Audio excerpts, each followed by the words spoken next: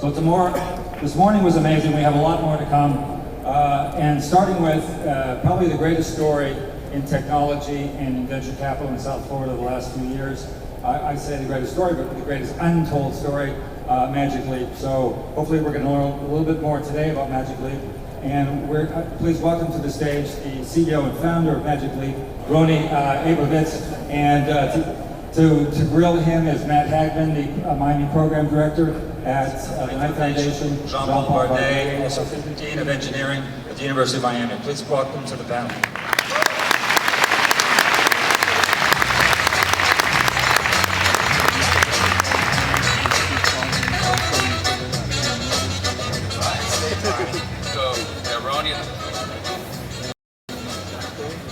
Well, hello, good afternoon. My name's Matt Haggmann. This is, I think it's fair to say, a pretty anticipated talk, as there are few companies, start to think of any companies in the world that people want to know more about right now and know so little about than Magic Leap. And so it's a great honor and privilege to have Rony Abovitz, the founder of Magic Leap and the CEO of Magic Leap, here, along with Jean-Pierre, the Dean of the University of Miami School of Engineering, where Rony is an alum. So we want to cover a couple of areas in the 30 minutes that we've got. One, talk about this new technology. Two, talk, of course, about Magic Leap. And three, talk about Miami's growth as a center of innovation. But before doing any of that, of course, we want to get the latest on Magic Leap. And it was at the beginning of this year, Rony authored a blog post talking about 2017 would be a really big year for Magic Leap. So as a starter, Rony, we want to know, where do things stand as Magic Leap marches towards shipment of its first product? Sure. So a couple things I'll share, some things we'll still leave for future surprise. Number one, we moved into our factory in South Florida. We took over a big piece of Motorola's old campus. So our factory is built and up and running, and one of the production lines is active every day. I was actually just in it wearing a full clean room bunny suit, which is kind of awesome, spending time with the team. We are making things that, if you saw it, looks like a shipping unit on almost all levels. Is something that you would be getting when you buy one. But there's still, if you think about like our mission control, we have to pass hardware, software, full operational readiness, number of applications still in process. But everything looks like, if we were like at NASA and you were looking inside the big hangar, you'd see a rocket sitting on the launch pad, the doors starting to open, and people fueling, and there's like the beginning of that. We've also opened up our private access dev portal. A lot of folks have applied to become developers. Basically July, August, September, we're going to increase the amount of those people. We really want to make sure we're learning how to serve developers and creators properly first before we continue to open the access. So, but it's up and running and live, and we're supporting all kinds of cool engines as well as our own software development environment. So these things are happening. So I'll stand by what I wrote. 2017 is going to be a really big year. And for people in the audience who are actually interested, you mentioned reaching out to beginning to engage in developers. How does that work? Do you find them, or do they find you? Right now, a lot of folks are finding us, what Magic Leap is doing, we're thinking of our first outing into the world for creators. We have a broader definition of than developers. So a lot of artists and filmmakers and musicians are showing up at Magic Leap all the time out of their own volition. We have all kinds of brands and companies, and kids in a garage, to more traditional developers who may be familiar with like Unity, Unreal, C#. So it's a mix, and I think embracing wider creator community is really what we're all about.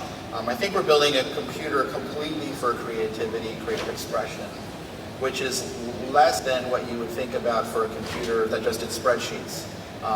It's a whole different model. And the idea that if you're a creator and you sink your teeth into what we're building, a lot of ideas that you might have you want to express in film or music or some other medium, it seems to be a really wonderful medium for that creative expression and sort of give you something chewy on. So that's a good take on it. And the products, when we see what it looks like when it comes out, if you can sort of share what that would be and how much something like that can cost. Right, so the category we're in, and I'm looking at how the marketplace is shaping up, there's sort of virtual reality, I could say firmly, we're not VR. And VR is sort of beginning to get defined quite well by, you know, like the phone in front of your thing, like a cardboard or some other kind of headset that has like a cell phone type display that blocks out the world. We're not that. And I think people are beginning to understand what VR is. AR is really beginning to take hold with you know, all the toolkits that are coming out for phones, like Pokemon style things on your phone. And I think the consumer and a lot of developers are associating AR with the phone. We're actually pretty happy with that. It kind of gives you it's like looking through the doorway at some future world through the door of your phone, but it really isn't experientially or technically very similar to what we're doing. I think what we're doing is a new class of computing. You can think of it as spatial and ambient, where it's contextually aware. You can be hands-free. You're not holding up a phone, looking through a video display. It's a totally different kind of experience. But we think of it as like we're using our digital light field to create a personal computer that has it's ambient and that it's like always around you, always understanding what you see, it sees, what you hear, it hears, where you are, it is. So it's contextually aware, and that's a completely different way to think about computing design than a phone for VR or a phone for AR. So we're really happy those things are happening because they're kind of like gateways to begin to change thinking from like flat world. But Magic Leap was really designed for the spatial ambient world we live in. And you don't live inside a screen, you don't look at a screen all day, you just live in this big spatial robots of people and you're contextually aware. So we're trying to build a computer that really force that computer to act like people act and understand your world without you having to tell it all the time. So we're pushing it in a really different, interesting direction. So when we say VR, virtual reality, AR, augmented reality, so you actually call Magic Leap? I think if you're getting really technical, I think spatial computing or spatial ambient computing powered by a digital light field, because you know, augmented reality is like the idea of looking through a video display, but it doesn't really deal with all the rest of the computing and sensing that's going on. We involve a lot of perception and sensing, sound field. We've got machine learning in our sensors. There's a whole awareness that really ties well into having a digital light field wafer that allows you to experience the world very naturally. So it's kind of we think we're creating an interesting new category. So, you know, mixed reality is a term, I think, for lack of a better word, a lot of people jumped onto. Now it's being like commingled with like VR things are called mixed reality, and it feels slightly mixed up. So I like spatial computing with the digital light field. It says much more accurate relative to the kind of system we're building. And you said that the rocket is you can see it there. The doors are opening. When it ultimately sort of wheels and is set on the launch pad, if you could just speak to what will something like this cost for everyone here in the audience to. So one thing I won't give you today, Matt, is I won't give you pricing today. when we do output pricing, we want to be like, that's the price and that's that. I will tell you it's being priced for affordability on, call it mass premium consumer-based device. And there are a lot of things you buy that are more expensive than Magic Leap in that sort of mass consumer electronics category, and there's some things that are less. So I think we're in the zone that if you're willing to pay for a premium mass consumer device, you'd be happy with us. As a reference point, it's not a Kindle. It's not a Kindle kind of pricing, but it's also not unobtainable and not like in the upper atmosphere. So I think a lot of people will be able to get their hands on it, and we want you to either want it at the beginning or you'll be a future customer or something like that. So. And would also just, there's been news about raising another round. For background, Magic Leap, Wired Magazine called the hottest startup in the world. And in fact, among startups, Magic Leap, can't think of another startup that's raised as much money as Magic Leap. Raised $1.44 billion. And there's been press reports about actually raising another round. Speak to that as best you can. So I'll do two things. For any entrepreneur in the audience, one thing to get used to is you never stop being in the mode of talking to investors talking to investment bankers. My last company, we did that in the early days, going public, and even after going public, you never stop. So you're always in conversation with investors, you're always in conversation with bankers, and you're always looking to see if there's a good fit. And it just never stops. So that's an endless thing, and it's just it's an ongoing process, almost like breathing. Even if you're profitable, even if you're generating a ton of revenue, there's still like expansion and scale and things you might want to consider. So management will always be in that mode of like wanting to hear from positive long-term investors who like our space.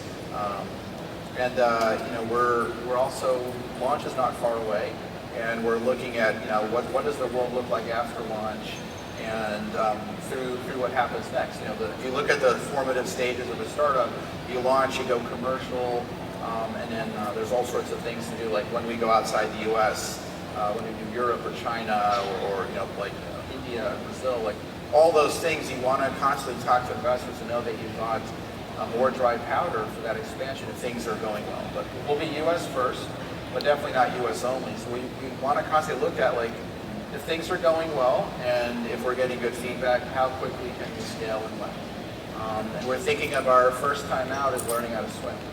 You want to swim no faster than you should be. And a good way to put our company to everyone's mind is we're like the kid going into the pool with the floaties, learning how to swim carefully. But as soon as we're feeling confident with developers and creators and consumers that all the engines are working well, we're just going to go faster and faster in the deep end. And I think that's a good approach for any company.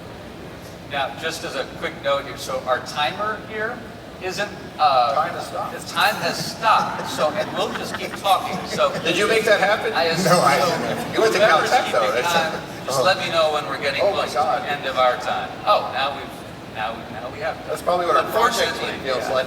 We just lost 10 minutes. So, Dean, I want to turn to you as we're listening to this new world with the School of Engineering.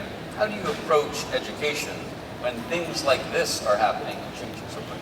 Well, first I'll have a disclaimer. I don't have any financial interest in the company. It's Rony's company. But I was fortunate to visit the company and try the device, one of the prototypes. And I knew that it was a disruptive technology.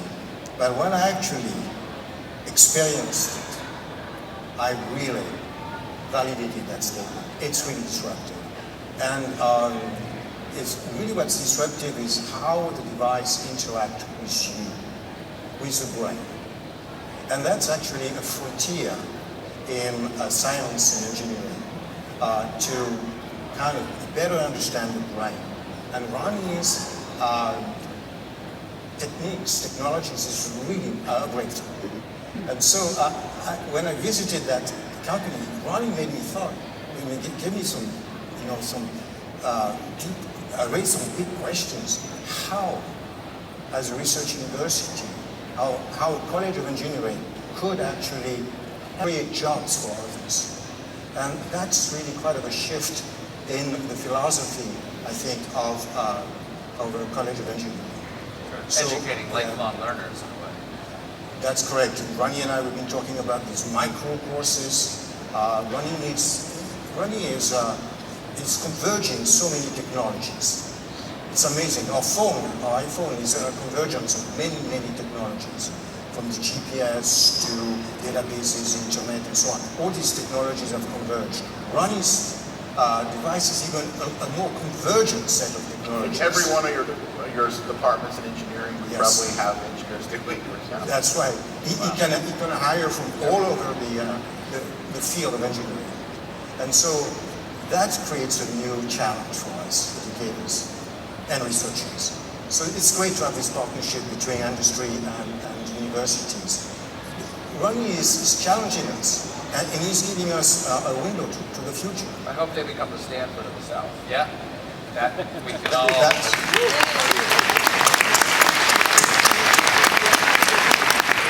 President Frank is right down here, so we all hope that you have become. So no pressure on the dean, right? No pressure. No pressure. MIT is the South School. That MIT is the South. And by the way, full disclosure, I have not seen the technology, so I don't have the benefit of the dean of having seen what You did, but we did a brain wipe. Ah, okay. You'll hear that? Did I say that out loud? So talk about this future where we see all these different emerging technologies, the ones that what you're bringing forward with Magic Leap, and all these other technologies that will grow sort of at an exponential rate. Our lives will be much different 5 to 10 years. Talk a little bit about what that potentially looks like and what actually your concerns are. Sure. So if I was any entrepreneur in the audience, if I was like me coming out of college right now, I would be paying a lot of attention to, like intense attention to AI, machine learning, deep learning. There's no doubt. I would be looking at photonics and sensing, all sorts of sensing in an incredible way. The world will be alive with sensors. There's no doubt that's happening. I would also find a inward ethical path, because if you do any of these things, you want to point in a direction that tries to better people, better yourself. All these technologies, they're agnostic, they don't have ethics or morality. We have to put that into our tech and how we move that forward. This is like one of those times in humanity where you can move down dangerous paths, or we could do great things. We could amplify people, or we could replace them. Everyone in the audience can be part of that decision-making process. You will be replaced by AI computing, or you will be amplified by that. You will be much more empowered. So you pick a path where you're empowering people, and you're trying to unite and unify what's going on with people, or you're going to just replace millions of people with a piece of tech. And I don't think it's good enough anymore for engineers to say, I don't have to worry about the left side or the right side of the brain. I'm only one of them. Engineer or scientist. You need to be both sides. There's no way you can innovate without being both sides, and you can't just say everything will be okay, we'll just throw it in the air. So I think ethics and morality come into a deep play in the next decade, and as an entrepreneur, you really need to think about that. And and you've talked about a people first ethic. Is that we're completely people first. Everything we're building is about how to amplify you as an individual, not replace you. In fact, I think we're going to hopefully be an antidote to the vast amount of AI and machine learning that will probably, if I look at this room, could be half the jobs gone, in 10 to 15 years, replaced by software and data centers. And not the jobs you think they'll be replaced. A lot of knowledge workers and software engineers will find themselves just completely gone because some algorithm just does your work. Actually, the person cooking waffles at Waffle House might be okay because actuation is not moving as fast as computation and GPU. So I would definitely pay really close attention to that and have an internal sense of ethics. And I think science and engineering needs to bind those things together much more than I sort of self-did that, but you have to think am I doing good for the local region, am I doing good for the country, and more globally in what you're doing. You can't just think I'm just going to make a lot of capital. I think those days where you don't worry about your impact is not, those days should be over.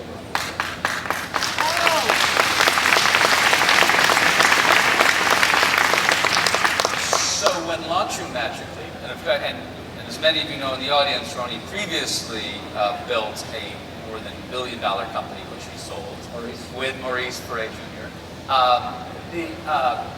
But you chose to launch Magic Leap here, and you've talked a lot about how you see Miami in South Florida as increasingly its own right as a center of innovation, and certainly with a great promise going forward. Talk about your decision to do it here, which I'm sure your investors, including the likes of Google and Alibaba, might have pushed back a little bit on. I'm guessing they did. Right, so I definitely see South Florida, Miami as a center of, I've been discussing with the Dean and others, it's a hemispherical pull. If you're in Latin America, the Caribbean, parts of Europe, parts of the Southeast United States, this can become a hemispherical hub, and I think it is on some level. Early on, I enjoyed the white space, and to be really clear and blunt, I didn't know any better. I was born in Cleveland, came here as a kid, and didn't realize you shouldn't start tech companies in South Florida. But once you do, and you have the lack of noise that you find sometimes in the West Coast and groupthink, you have this ability to think clearly and freely and innovate. Maybe better than when you go to a place where there's a ton of people. The other thing is there are now really amazing things happening. eMerge conference, what's going on in Wynwood Design District. Dean's definitely raising the bar, what's happening at the university, and I think the president's doing it as well. So there's a lot of really great things. Also, other universities are all trying to raise the bar. So I think for the first time since growing up here, there's not quite a critical mass, but almost, of like it's a scene that's about to start to happen, like maybe Seattle just before brunch. Like there's something going on, and it's real. It's like when I started Mako, it was like I felt like alone in a raft, by myself. And if I was starting it today, it wouldn't feel like that at all. There's definitely movement and energy, and it's cool, and it's like open-ended. And I just met with the head of a major media company in Latin America, and he completely validated that, like, they look at Miami like we here look at Silicon Valley. We need to start thinking like that's how lots of part of the world think about this place, and make it real. Like, give entrepreneurs the chance, get seed venture funds here, mix it up, try and fail. And in terms of building your company here, how many employees do you have right now in South Florida? So Thereabouts, ballpark. So Magic Week overall is over 1,000 people. I think we're just pushing over 800. 800 here. 800 in South Florida. Now, in terms of building that sort of talent here, how did you do it? It's a combination of things, and I hope what we can do going forward is a little bit different. We have been bringing people in, super talented people, paying them really competitive salaries and giving them lots of options from all over the world. So they're like setting roost here in South Florida, people from the West Coast and East Coast and Europe and everywhere, from Brazil. And so now we're bringing like a brain trust here that will at some point, spin out their own startups. But I do hope like the universities start churning out top-notch engineers and innovators who want to stay here. Because a lot of the really bright people, they just take off. They go to Boston, they go to New York, they go to San Francisco. They don't think you can actually do anything here. And hopefully they realize maybe they have a better shot because they can stand out. There's a thing called a plane where you can fly and have a meeting on Sand Hill Road and come back. And maybe we broke the back that you don't have to be 10 miles away from a fund at Sand Hill Road to get funded. Yeah. And Miami needs its own capital infrastructure that's as cool as Sand Hill Road, and they need to make it happen here. So if I may, Rony, you have a very good point. I mean, if you look all around the world, there are no great innovation ecosystem without a comprehensive research university to support that ecosystem. So if you look at Boston, MIT, there's obviously the biotech. If you look at Palo Alto, Stanford, you can see the relationship between the innovation ecosystems and a comprehensive research university or system of comprehensive research universities. So it's very important for us to support that innovation ecosystem. It's our duty as University of Miami to end, and I'm sure other universities are going to help us to make this innovation ecosystem rich. So we have all these innovators which are going to join forces, and they're going to be either working for Rony or working for other companies. So I think now we have a symbiosis. We live together, and we are going to partner and prosper together. Yeah. So it's a great time to be here now in Miami. It really is. You know, an interesting opportunity in the ecosystem. We're building a platform that could serve millions of creators to build businesses, to serve billions of people. And I would say it's a class of platform. Magic Leap won't be the only company ever doing what we're doing. We hope to be a leader in it. But there's an opportunity to be one of those millions. And maybe in those millions, like you're the next Snapchat, you're the next Facebook. The wars over phone and tablet and PC, they're not quite over, but they're largely over. The completely Wild West is this new form of computing that's going to be coming out. And I think there's opportunities to create like thousands or hundreds of thousands of cool startups. Some of them will define the next few decades of computing and the economy. So don't look back, look forward. Yeah. And will this new form of computing primarily be through eyewear? I think when you, like our form in doing, call it spatial computing is on you. It's meant to be light and with you at some point all day, every day, everywhere. But the idea of ambient spatial computing, think about what's happening in different parts of the home and sensing is really not only in the form factor we're building. This entire ecosystem of hardware, software, services, data center work. Once you wrap your mind around like where computing is going, there's tons of cool opportunities. Again, most people are looking back. They go, how do I become Facebook? Those guys didn't look backwards. They were looking forwards and imagining the next 10 or 15 years. By the way, you need imagination. If you don't have imagination, you probably don't be an entrepreneur. But if you have imagination, you need to build a story of what the world looks like and go make it happen. If I may, just, I'm going to go to China, 16 hours travel. It's dreadful. And so I can imagine if I had Rony's device, I could actually instead of seeing a little screen about that size, I could see an IMAX. I could be actually in the middle of a prairie or in the Rockies.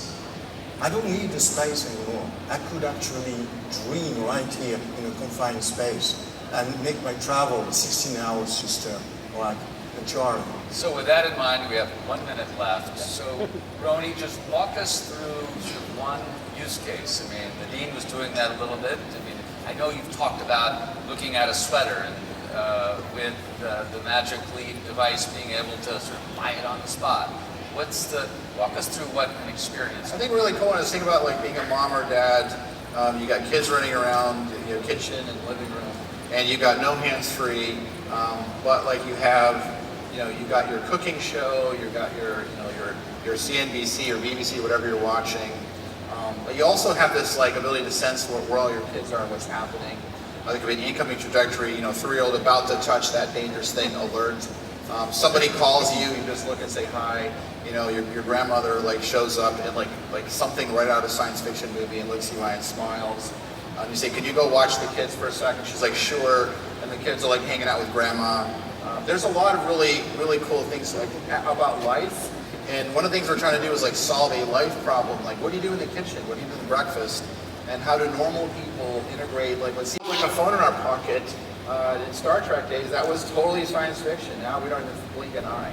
So, we're trying to make science fiction real. Well, can't wait to see what comes next. Thank you very much.